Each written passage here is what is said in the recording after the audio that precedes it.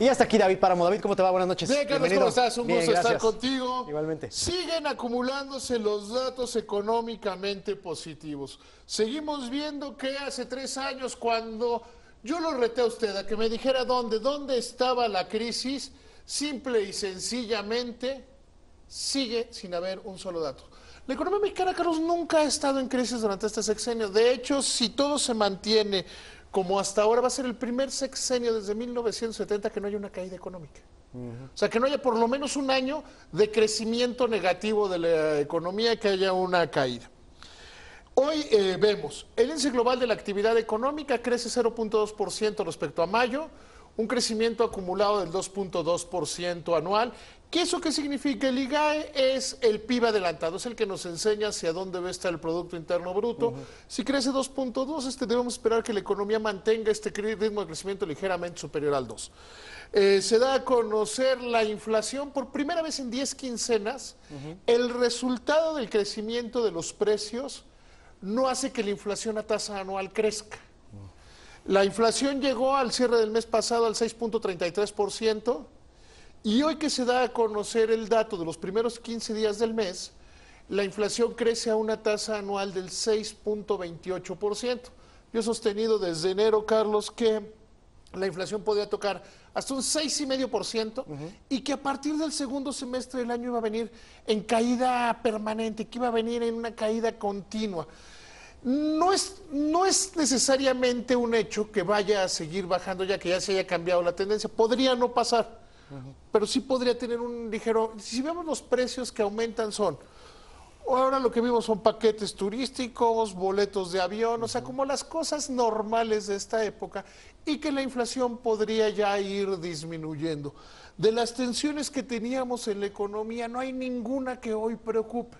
Hoy se da a conocer, por ejemplo, que México ya presenta su equipo negociador para el Tratado de Libre Comercio de América del Norte. Muy positivo, y lo vieron muy bien los mercados, que vengan Herminio Blanco y Jaime Zabludovsky a reforzar a la Secretaría de Economía. ¿Por qué es relevante estas dos personas?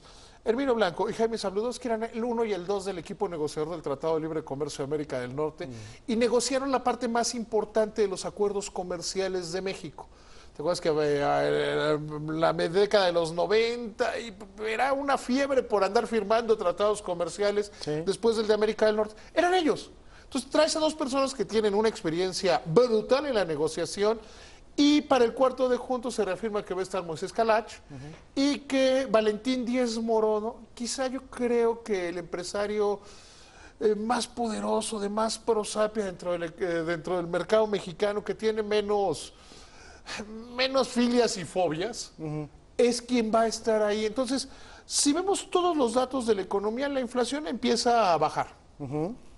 Hoy el Fondo Monetario Internacional, curiosamente, disminuye la estimación del crecimiento para los Estados Unidos, pero aumenta la estimación del crecimiento de la economía mexicana. Dice que creceremos entre 1.7 y 1.9, que es el consenso de los analistas. Entonces preguntaría yo, Carlos, ¿dónde está la crisis en materia económica? No se ve claramente una crisis.